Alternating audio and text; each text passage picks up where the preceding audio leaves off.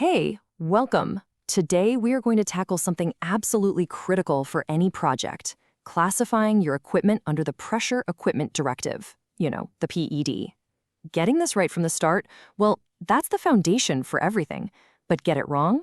It can bring your whole project to a screeching halt. So, let's dive right in. I want you to picture this. You're at the finish line. Commissioning is happening, everything's looking good, and then one question stops the whole project dead in its tracks. What's the PED category? This isn't just some made-up story, This is a real-world nightmare that causes huge delays and costs a ton of money. This is exactly why we have to get this classification thing down cold.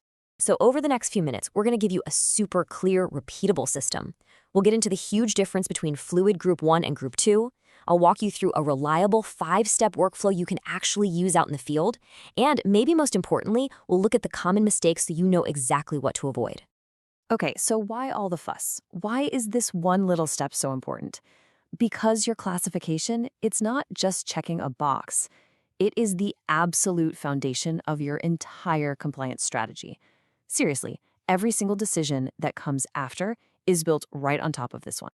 Just think about it. So much rides on this single category. It tells you straight up whether you need to get a notified body involved. It dictates which conformity modules are even available to you. And it spells out exactly what evidence you have to put into that technical file. A mistake here, it can totally wreck your whole compliance case. All right, so how do we nail it every single time? The key is having a system, a structured process. This isn't about guessing or just, going with your gut. It's about following a clear path that leads to a classification you can actually stand behind and defend. Let's walk through it. And here it is, our 5-step workflow. It's pretty straightforward. First, we confirm the equipment is even covered by the PED. Then we figure out what type of equipment it is.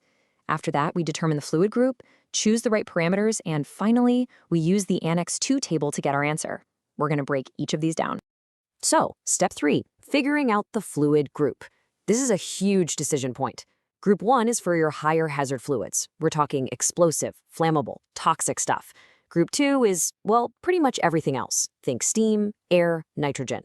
And here's the kicker. For the exact same pressure and size, a Group 1 fluid will almost always push your equipment into a higher, more demanding category. Now let's talk about one of the most common places people get tripped up. Step 4. You have got to use the right parameter with your maximum allowable pressure, or PA. For a vessel, like a tank, you pair pressure with its volume, or V. But for piping, you have to pair pressure with its nominal diameter, dN. Mixing these two up is such a common mistake, and it can be a costly one.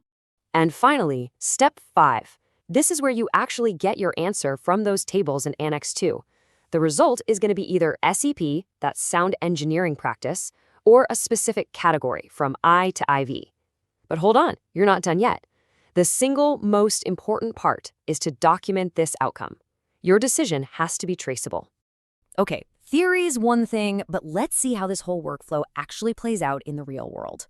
We're going to run through 3 super common examples to put this thing into action. Let's get to it.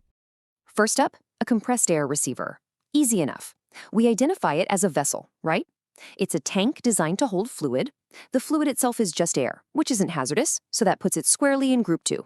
And because it's a vessel, what's our parameter pair? You got it, PS plus volume. See? Simple and logical. Okay, next, let's look at a steam line. Step 2, this is clearly piping. Step 3, the fluid is steam, which again is a Group 2 fluid. But here's the key difference. Step 4. Since this is piping, we have to use the parameter pair PS plus nominal diameter.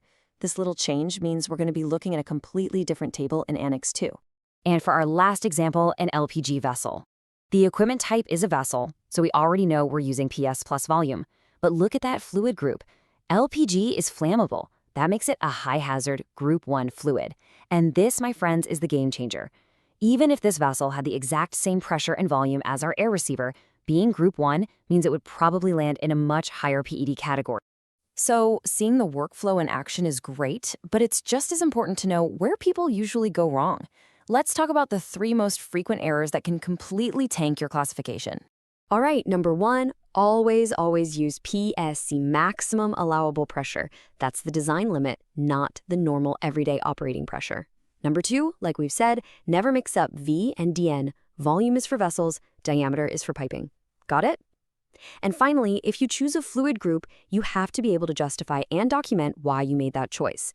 An assumption with no paperwork is not defensible. Okay, you've seen the theory, you've seen the practice. Let's make sure this knowledge is locked in with a quick fire quiz. Just 3 questions to see what you've picked up. You ready? First question for you. When you're classifying piping, which parameter do you use with pressure? Is it volume, V, or is it nominal diameter, DN? The answer, of course, is DN, the nominal diameter.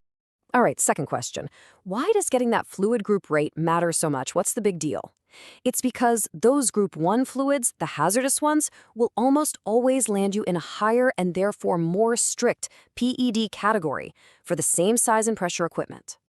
And for the final question, what is the absolute number 1 key to making sure your classification decision can stand up to any kind of scrutiny?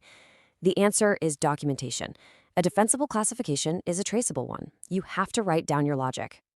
So, to wrap this all up into a nice little package, here is your takeaway formula. First, identify the type. Then, determine the group. Select the right parameter pair, PS plus V or DN. Find your result in the Annex I table. And most critically, document your final category.